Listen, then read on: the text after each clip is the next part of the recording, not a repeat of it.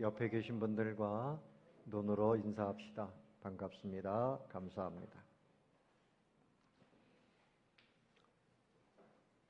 하나님은 모든 피조물들, 꽃 한 송이도 행복하기를 원하시고 벌레 한 마리도 그 사는 동안에 행복하게 살게 하시는 분이 바로 하나님이십니다.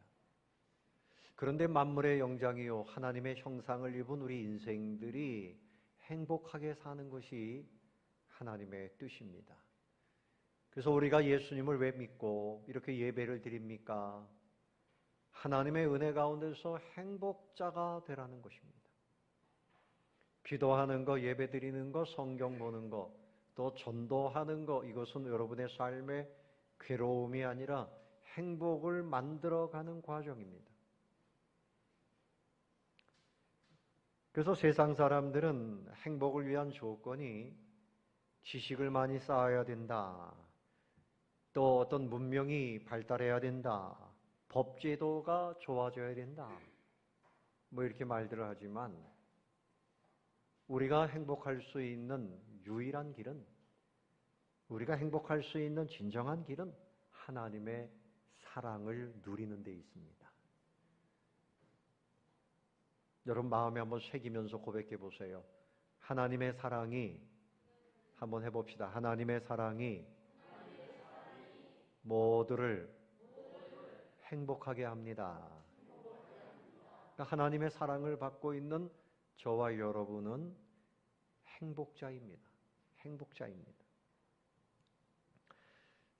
사람들을 이 사랑이 행복하게 해요.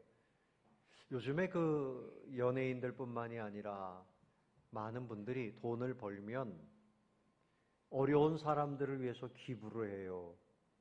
학교를 세우든지 병원에 기부하든지 또 장학금을 내놓든지 뭐 엄청난 재산까지도 기부하는 분들이 있어요. 최근에 부영그룹의 그 회장님이 연세가 82세가 되셨다 그러는데요. 이분이 고향이 전라남도 순천인데 자기 초등학교 동창들에게 돈을 줬어요. 얼마씩 줬는가 하면 1억 원씩을 줬어요. 그리고 자기가 살던 그 고을에, 그 마을에 운평이라고 하는 곳인데 6개 마을이 있는데 280가구가 있는데 거기도 역시 1억 원씩을 줬어요. 부럽지요? 그 동네에서 이제 그분에 대한 뭐 탑도 세우고 고맙다고. 근데 그 돈을 주는 이유는 뭔가 하면 사랑하기 때문에, 내가 우리 고향의 식구들을 사랑하고 이 고향을 지키고 있는 것이 고맙고 우리 동창들 사랑해서 병원에 가고 싶으면 병원에 가라. 그리고 먹고 싶은 거 있으면 먹어라. 겨울에 춥지 않도록 연료를 사라.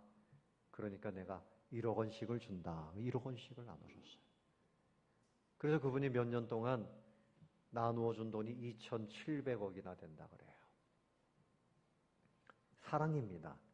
그 사랑은 모두를 행복하게 하는 거지요. 모두를 행복하게 합니다. 우리 부모님들의 사랑이 있기 때문에 우리가 살고 있는 거예요. 근데 부모님들은 자녀들을 사랑하면서 계산하지 않죠. 내가 평생 너희들 사랑했는데 뭐 5억 원이 들어갔다.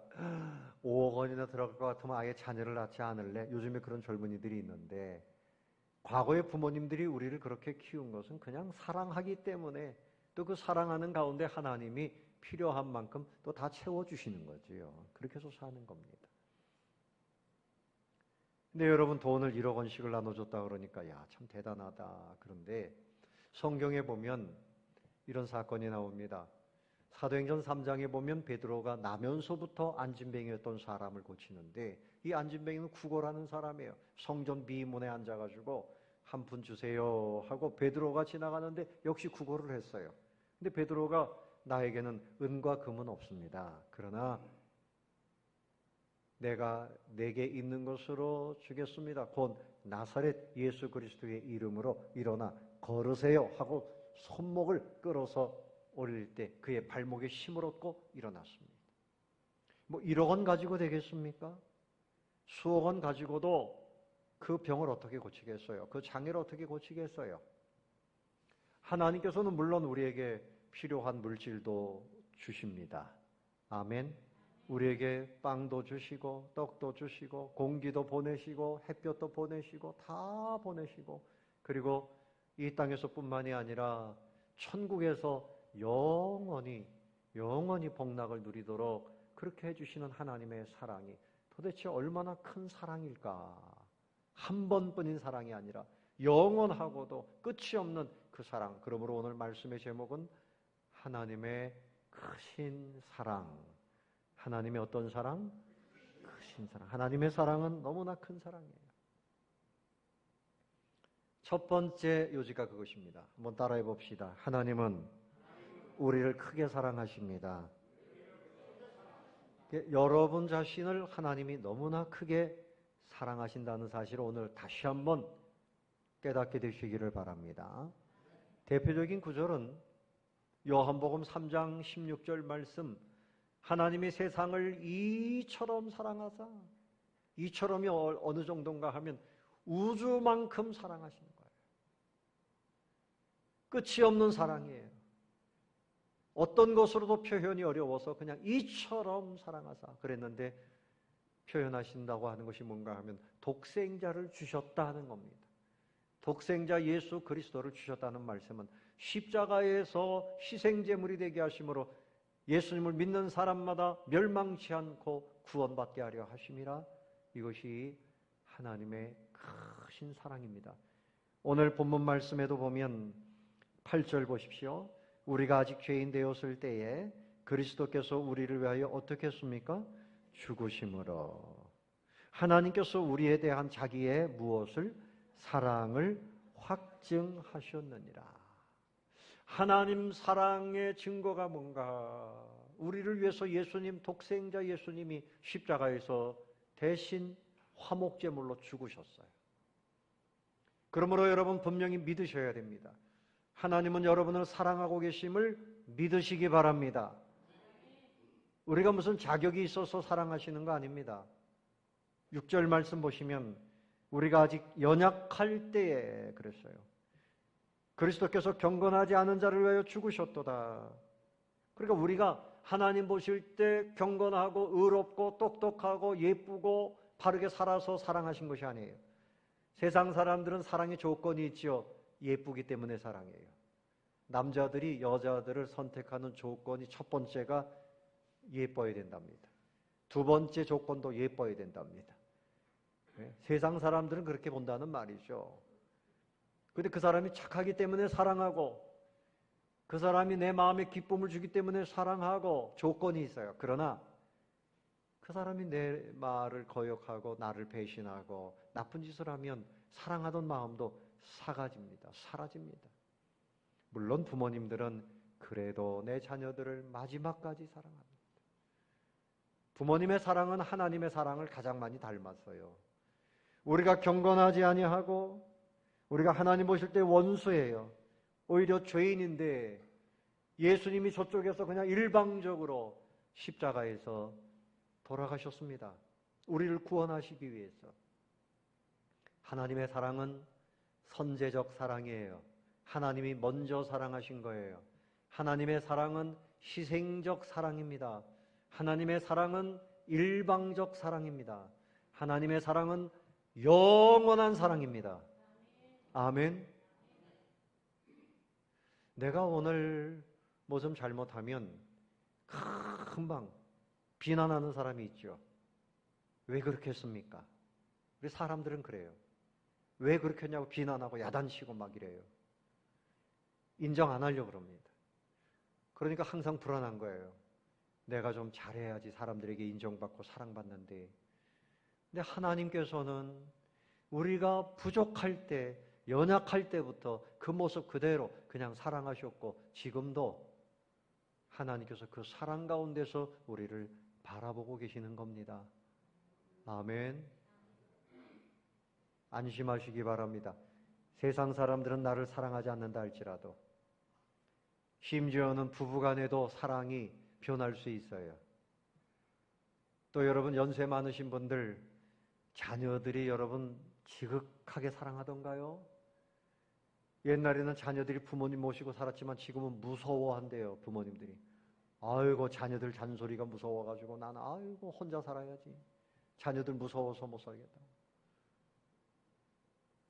자녀들, 부모님, 가족 간에도 허물이 있으면 비난하고 야단치고 그래서 서로 마음이 아픈 거예요. 그런데 여러분 하나님의 사랑이, 큰 사랑이 우리에게 있습니다. 하나님의 사랑 때문에 안심하고 살게 되시기를 바랍니다. 그래서 하나님은 우리에게 자유를 주시는 거죠. 구원이라고 하는 것은 죄로부터의 자유, 사망 권세로부터의 자유, 모든 슬픔으로부터의 자유, 모든 질병으로부터의 자유, 마지막에는 지옥 권세로부터의 자유, 영원한 천국에서 복락을 누리는 것이 구원이에요. 신명기 4장 37절에 보면 여호와께서 네 조상들을 사랑하신 고로 그 후손이 너를 택하시고 큰 권능으로 친히 인도하여 애굽에서 나오게 하셨다. 이것처럼 우리를 하나님께서 지옥 권세, 사단의 권세로부터 우리를 나오게 하셨습니다. 이렇게 나와 있는 사람들이 모여 있는 이 집단을 교회라 그래요. 할렐루야. 감사합시다. 하나님, 나를 구원해 주시니 감사합니다. 아멘. 그래서 우리는 구원 열차 타고 천국을 향해서 가고 있는 거예요. 그 안에서 계란도 까먹고 사이다도 먹고 천국을 향해서 우리는 지금 가고 있는 거예요.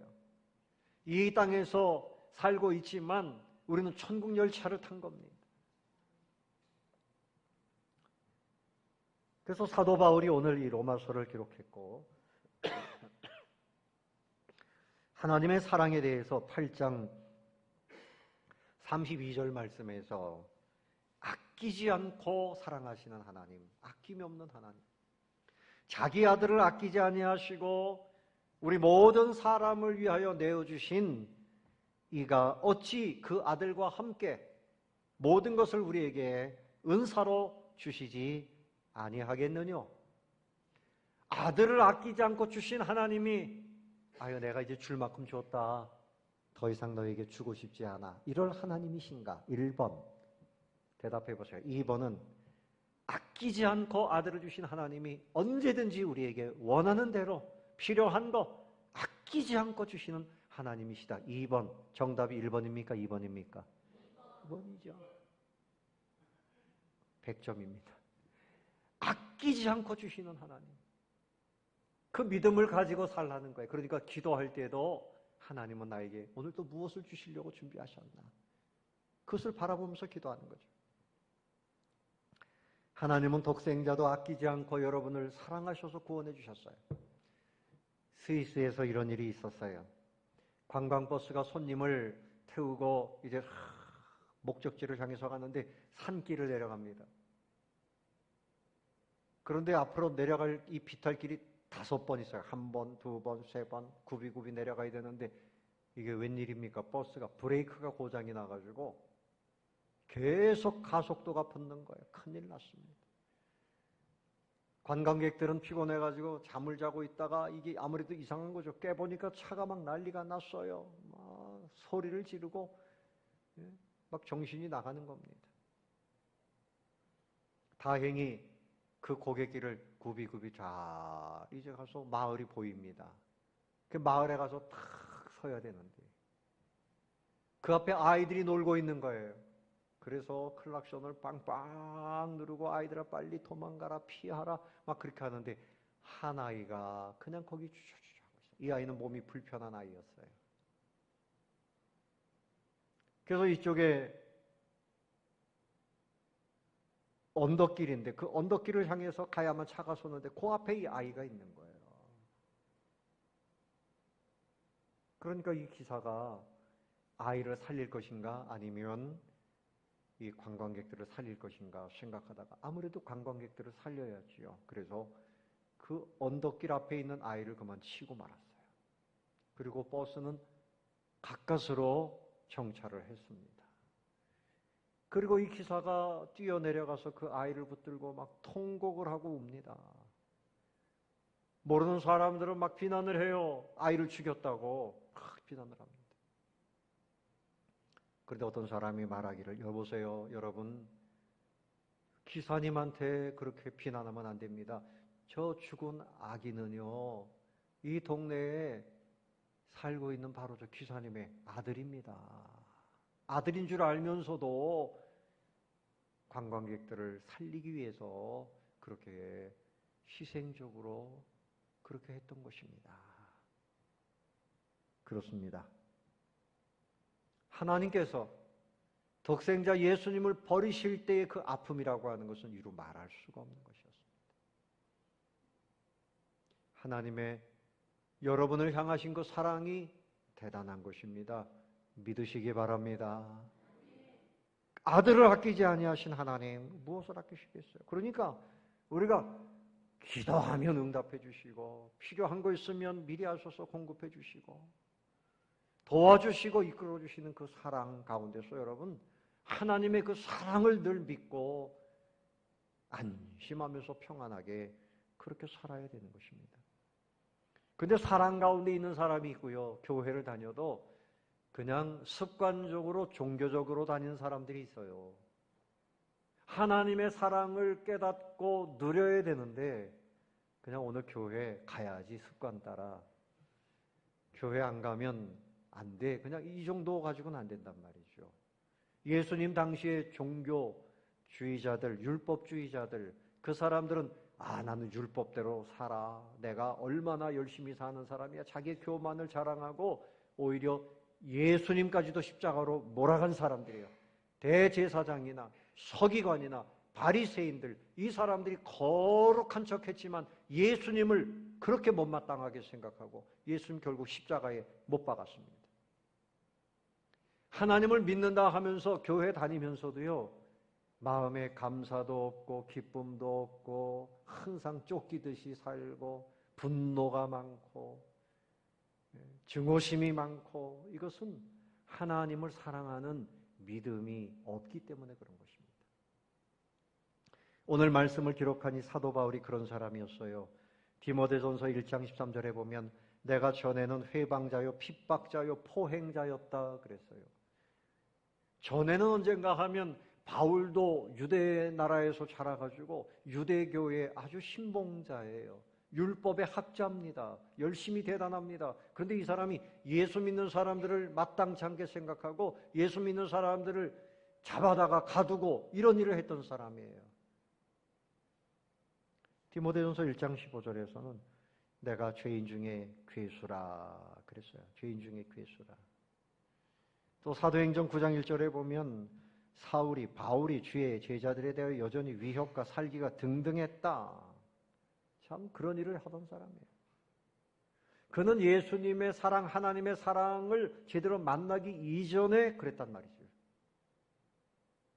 그래서 스데반 집사님이 복음을 전하다가 순교할 때 그 옆에서 같이 동조하고 돌멩이를 들어서 치는 사람들의 옷을 맡아주고 역시 돌을 같이 들어서 치는 거나 마찬가지죠. 그랬던 사람이에요. 그래서 바울의 마음속에 아주 잘못된 마음이 있었어요. 율법을 잘 배우곤 했지만 실제로 하나님을 사랑하는 마음, 하나님의 사랑을 누리는 마음이 없었단 말이에요. 여러분들이 오늘 이렇게 교회 나와서 예배드리고 가는 것만으로 만족하지 마시고 하나님의 사랑을 마음에 담으시기 바랍니다. 아멘. 하나님의 사랑을 모르는 사람은 믿는 사람이 아니에요. 그냥 와가지고 졸다 가고 때가 되면 그냥 일어나서 가고 오늘 예배 드렸다 이걸로 돼요. 이거 아니에요. 근데 그 스데반 집사님 얘기를 좀 더 하겠습니다. 스데반 집사님이 전도했어요. 여러분, 예수 그리스도 그분은 여러분들이 기다렸던 바로 그 메시아입니다. 죄가 없는 의인이었음에도 불구하고 조상들이 행했던 것처럼 여러분들이 예수님을 죽인 겁니다. 여러분들이 회개해야 삽니다. 그랬더니 이 사람들이 회개하는 것보다도 돌을 들어서 스데반을 칩니다. 이를 푹푹 깔면서 그렇게 했어요. 그런데 스데반의 얼굴은 천사의 얼굴처럼 빛이 났어요. 하나님, 나의 영혼을 내 아버지 손에 맡깁니다. 하나님, 저들이 아무것도 모르고 행합니다. 저들의 죄를 용서해 주세요. 그리고 그의 얼굴은 천사처럼 빛이 났어요. 그 마음속에 하나님을 사랑하는 기쁨이 있었기 때문입니다.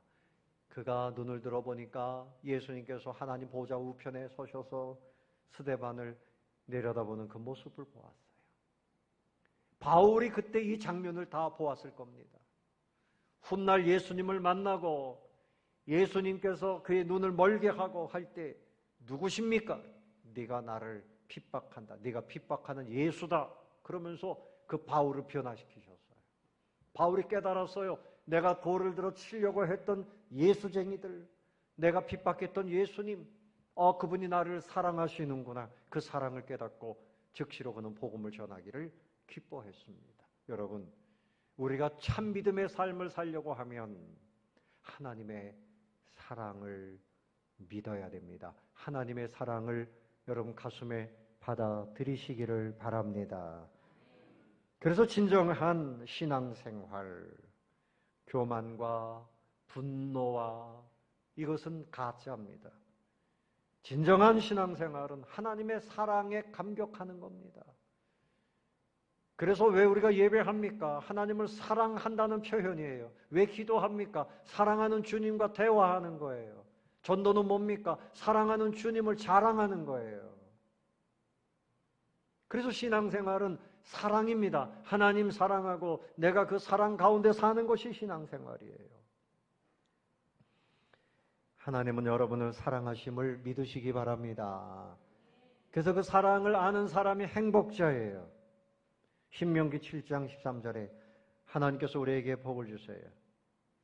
곧 너를 사랑하시고 복을 주사 너를 번성하게 하시되 내게 주리라고 네 조상들에게 맹세하신 땅 가나안 땅에서 네 소생에게 은혜를 베푸시며 네 토지 소산과 곡식과 포도주와 기름을 풍성하게 하신다.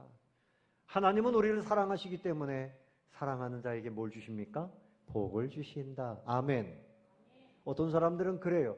아니, 교회 신앙생활하는 게 뭐 복 받으려고 신앙생활합니까? 그럼 왜 신앙생활합니까? 천국 가려고 신앙생활합니까? 그럼 천국 가려고 신앙생활을 해요. 이 잘못된 자기 신념 속에 갇혀 있는 사람들이 있어요. 하나님은 우리를 사랑하시기 때문에 우리에게 복을 주셔서 가나안 땅을 주신다. 우리에게 천국을 주시고 교회의 이 모임을 주신 줄로 믿습니다. 교회는 가나안 땅이죠. 여기서 우리의 소산과 또 곡식, 포도주 모든 것이 풍성하고 소와 양 모든 그 산업도 사업도 번성하게 해주신다. 이게 하나님이 우리를 행복하게 하시는 하나님의 뜻입니다. 또 출애굽기 20장 6절에도 나를 사랑하고 하나님을 사랑하고 내 계명을 지키는 자에게는 천대까지 은혜를 베푸신다. 여러분 자녀들 천대까지 믿음의 명문가가 될지어다. 될지어다. 그러려면 결혼해야 되겠죠? 자녀를 낳아야 되겠죠? 왜 자녀를 낳아야 됩니까? 힘든데 왜 낳아요? 하나님의 복을 누리기 위해서. 아멘. 하나님의 복을 누리기 위해서. 천대까지 하나님은 우리에게 복 주시기를 원하세요. 그래서 하나님이 우리에게 이렇게 율법의 말씀, 계명 주신 이유도 우리의 행복을 위해서 주셨다. 행복을 위해서. 행복론입니다. 신명기 10장 13절에 내가 오늘 네 행복을 위하여 그랬어요. 네게 명하는 여호와의 명령과 규례를 지킬 것이 아니냐. 왜 우리가 말씀을 배우고 지키느냐? 행복을 위해서 우리에게 말씀을 주셨다는 거예요. 그래서 말씀을 읽고 깨닫고 내가 죄인인 것을 알고 회개하고 주님을 믿고 천국도 가고 우리가 그 말씀대로 살아서 하나님께 영광이 되고 이웃을 사랑하고 또 하나님 주시는 복도 받고 진정한 행복론입니다. 그러므로 우리는 하나님께서 보실 때 행복자입니다. 여러분 행복하십니까? 행복하시기를 바랍니다. 행복하다고 고백하시기를 바랍니다. 자, 한번 따라 봅시다. 나는 행복합니다. 윤한기 목사님이 가수 생활할 때 불렀던 노래 있죠. 나는 행복합니다. 나는 행복합니다. 네? 그 참 좋은 노래죠. 여러분도 불러야 돼요. 다른 노래 부르지 말고 그거 불러야 돼요. 여러분 신명기 33장 29절에 이스라엘이여 너는 행복한 사람이로다. 행복하잖아요. 왜 행복한가 하면 여호와의 구원을 너같이 얻은 백성이 누구냐? 하나님이 너희들처럼 이렇게 구원하시는 분이 누구냐? 독생자를 버리시면서까지 구원함을 받은 너희들만큼 행복한 사람이 어디에 있느냐? 아멘. 여러분 설교를 잘 들으세요. 주보는 나중에 집에 가서 보시고, 집에 가서 여러분 설교할 때 다시 한번 집에서 보시고, 지금은 설교를 집중하세요. 그는 너를 돕는 방패시요 내 영광의 칼이시로다. 내 대적이 내게 복종하리니 내가 그들의 높은 곳을 밟으리로다. 하나님께서 너희들을 위해서 승리하게 하신다. 하나님은 영광의 칼이시다. 그러면 여러분 날마다 생각할 때 나는 행복한 사람입니다. 아유, 병이 있는데요. 그래도 행복한 사람입니다. 결국은 병 다 지나가고 천국에서 영생 복락을 누리게 될 것입니다. 아멘. 아, 내 자녀가 문제인데요. 내 남편이 문제인데요. 괜찮아요. 그 사람들 알아서 살라 그래. 내 행복을 뺏기지 마세요. 아멘. 자, 옆에 계신 분들에게 인사합시다. 당신은 행복자입니다. 행복을 뺏기지 마세요. 아멘. 행복을 뺏기지 마세요. 아멘. 어떤 날 제가 말이죠. 찬송이 나와요. 왜 찬송이 나오나? 그러니까 주머니에 용돈이 생긴 날. 갑자기 찬송이, 그죠. 하나님. 제가 이 돈을 보고 찬송을 부르네요. 이 사람이 주머니가 두둑해지고, 뭐 맛있는 거 먹고, 그럼 행복하지요. 그래서 하나님께 영광이 될 수도 있어요. 그런데, 우리가 정말 행복한 것은 다른 사람의 불행 때문에 내가 불행하든지, 그렇게 하지 마세요. 맡겨드리세요. 하나님이 행복하게 하실 줄로 믿고, 맡겨드리세요. 아멘. 여러분은 하나님으로 인해서 오늘 행복한 자가 되시기를 바랍니다. 내 삶의 꿈을 이루지 못하고 내 뜻대로 안 된다고 해서 여러분 불행한 거 아니에요. 하나님이 잘 인도해 주실 줄로 믿고 기도하고 행복자의 길을 가면 되는 겁니다. 그러므로 가나안 복지 정도가 아니라 우리에게는 영원한 하나님의 나라를 주시는 하나님의 사랑은 큰 사랑입니다. 이제 두 번째로 생각할 것은 하나님을 향한 사랑을 회복합시다. 사랑에 빠져야 됩니다. 하나님은 나를 사랑하고 계시는데 나는 하나님을 사랑하지 않고 슬퍼하고 절망하고 세상 것만 바라보고 살면 안 되겠지요. 하나님을 향한 사랑을 회복하시기를 예수님의 이름으로 축원합니다. 하나님께서는 우리에게 행복 주시기 위해서 열심히 그 계획대로 그렇게 이제까지도 그 열심으로 우리를 붙들고 계시는데 우리는 하나님을 사랑하지 않아요. 그래서 여러분 야고보서 4장 4절 말씀에 보면 가늠한 여인들아 교회를 향해서 그렇게 말합니다. 세상과 벗된 것이 하나님과 원수됨을 알지 못하느냐. 자, 선남 선녀가 사랑해가지고 결혼했어요. 그런데 결혼을 했는데 아내가 다른 남자들을 만나고 다녀요. 남편이 다른 여자들을 만나고 다녀요. 집에 들어오지도 않아요. 뭐 하는 짓입니까? 간음죄를 짓는 거예요. 사랑의 대상이 바뀌면 안 됩니다. 영적으로 우리는 오직 하나님을 진정 하나님으로 사랑해야 돼요. 할렐루야. 그런데 하나님이 아닌 것을 다른 우상을 사랑한다든지 하나님이 아닌 재물을 신처럼 하나님처럼 사랑한다든지 이 배금 사상입니다. 돈 앞에 꾸벅 죽는 거예요. 목사님 오늘 바빠요. 오늘 예배 못 드려요. 왜요? 너 직장에 나가요. 돈벌이 하러 가요. 하나님보다 세상 재물, 세상 쾌락, 세상 거 사랑하는 거 이것을 하나님 보실 때는 영적으로 간음이라는 거예요. 간음. 여러분 그런 죄를 지어서는 안 되는데 그렇게 한 일들이 많잖아요. 예? 요한계시록 2장 21절 이하에서도 또 내가 그에게 회개할 기회를 주었으되 그 음행의 죄를 회개치 아니하는도다. 회개해야 되는데 회개치 아니하면 심각합니다. 볼지어다 내가 그를 침상에 던지올 터이요 그로 더불어 간음하는 자들도 만일 그의 행위를 회개치 아니하면 큰 환난 가운데 던지고 또 내가 사망으로 그의 자녀를 죽이리니 모든 교회가 나는 사람의 뜻과 마음을 살피는 자인 줄 알지라 내가 너희 각 사람의 행위대로 갚아주리라. 하나님이 우리를 그토록 사랑하시는데 하나님의 사랑을 알고도 세상 사랑에 빠져가지고 쾌락에 빠져가지고 하나님이 아닌 다른 것을 사랑의 대상으로 삼고 살면 하나님께서 진노하신다고 말씀하십니다. 왜 사람들이 곤고하게 삽니까? 잘못된 사랑 때문에 그래요. 돈을 사랑함이 일만하게 뿌리라 그랬습니다.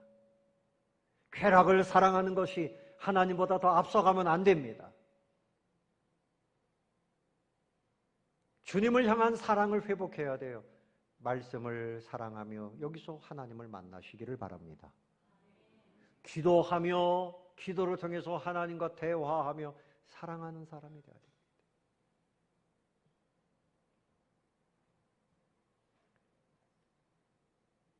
사람들은 하나님을 거역해요. 그러면서도 나는 하나님을 사랑한다고 말해요. 아닙니다. 시편 107편 10절 이하에 사람이 흑암과 사망의 그늘에 앉으며 곤고와 쇠사슬에 매이는 이유가 뭐냐? 하나님의 말씀을 거역한 것 때문이라. 시존자의 뜻 하나님의 뜻을 멸시하기 때문에 사람들은 흑암과 사망의 그늘에 앉고 곤고와 쇠사슬에 매이게 된다. 여러분 그런 것에 매이면 안 됩니다. 하나님의 사랑이 여러분 가운데 들어오게 하려고 그러면 오직 하나님만 정결하게 사랑하는 그런 믿음의 삶을 사시기를 바랍니다. 아멘. 하나님을 진실로 사랑해야 돼요. 신명기 6장 5절에 모세가 말씀합니다. 너는 하나님을 어떻게 사랑해야 되느냐? 마음을 다하고 뜻을 다하고 힘을 다하여 네 하나님 여호와를 사랑하라. 내 마음을 다해서 전심으로 내 의지력을 가지고 기도해야지, 말씀 봐야지, 전도해야지. 전도는 뭡니까? 하나님의 사랑을 자랑하는 거예요. 예수님은 목숨까지도 다해서 사랑하라. 여러분 사랑하는 것은 어렵지 않아요. 사랑에 빠지면 행복해요. 기쁨이 있어요. 그리고 하나님 사랑하면 그 사람은 수지 맞는 거예요. 자, 옛날에 말이죠. 지금은 결혼해도 이 신부들이 주로 친정 가까이 살더라고요. 그래가지고 매일 왔다 갔다 해요. 매일. 시집을 갔는지 안 갔는지도 몰라. 늘 와서 사니까. 근데 옛날에는 시집 가면 평생에 친정에 몇 번이나 갔어요. 응? 그 오랜만에 10년 만에 친정에 왔다 그러면 그 친정 식구들이 모여가지고 물어봅니다. 신랑이 사랑해 주냐? 시부모님이 사랑해 주냐? 얼굴 보면 알죠. 사랑을 받는 사람의 얼굴, 또 행색을 보면 알죠. 그러니까 친정 갈 때는 옷도 잘 입고 선물도 잘 준비해서 가야지 부모님들이 안심하지. 그냥 옷도 다 남루하고 선물도 못 가져가면 부모님 마음이 얼마나 아픈가요? 그 물어봅니다. 사랑받고 사냐? 그럼 정말 사랑받고 사는 사람은 어머니, 우리 신랑이 너무 사랑이 많아요. 너무너무 잘해줘요. 설거지, 빨래도 다 해주고, 용돈도 많이 주고, 이거 뭔지 아세요? 이 선물도 엊그저께 해준 이 가락지, 사랑을 자랑해요. 그럼 부모님이, 우리 딸이 사랑받고 사는구나. 사랑받으면 자랑하게 돼 있어. 전도는 뭔가 하면 내가 받은 사랑을, 내가 받은 반지 정도가 아니라 내가 받은 구원의 선물, 내가 받은 영생의 선물, 내가 받은 영원한 천국의 선물, 그것을 자랑 안 할 수가 없는 거예요. 사랑에 빠지면 자랑하게 돼 있어요. 그런데 맨날 부부싸움하고 남편이라는 것이 맨날 바람 피고 다니면 친구들 만나면 그 새끼, 개 막 욕한다니까 앉아가지고. 응? 그러니까 사람들 만나가지고 맨날 세상 얘기나 하는 사람은 하나님의 사랑을 제대로 누리지를 못하는 사람이에요. 사랑하는 성도 여러분, 이제까지 우리가 하나님을 제대로 사랑하지 않고 세상에 빠져 살고 믿음 없는 자로서 살고 이렇게 살았던 것을 오늘 말씀처럼 회개해야 됩니다. 하나님의 사랑을 믿음으로 누리시기를 바랍니다. 따라해 봅시다. 하나님이시여 용서해 주시옵소서.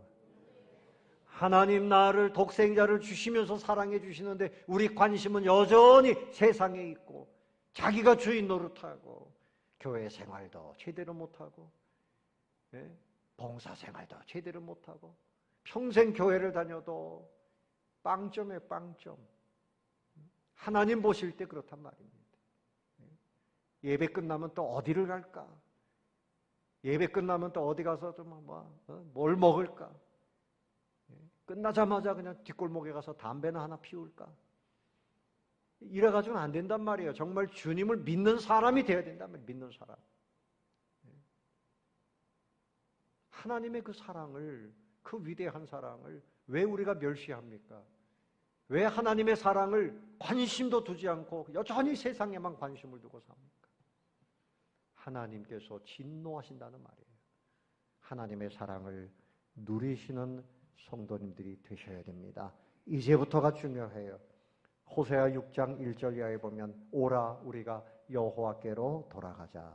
여호와께서 우리를 찢으셨으나 도로 낫게 하실 것이라. 우리를 치셨으나 싸매어 주실 것임이라. 그러므로 우리가 여호와를 알자. 힘써 여호와를 알자. 그의 나오심은 새벽빛같이 일정하다. 하나님의 그 사랑을 여러분 잘 배우시고 날마다 주님과 함께 하루를 사랑함으로 시작하시고 일을 할 때도 하나님의 사랑 가운데서 하나님의 손을 붙잡고 그렇게 행복하게 살면서 하나님을 증거하시고 자랑하고 하나님의 사랑을 마음껏 누리시는 성도님들 되시기를 예수님의 이름으로 축원합니다.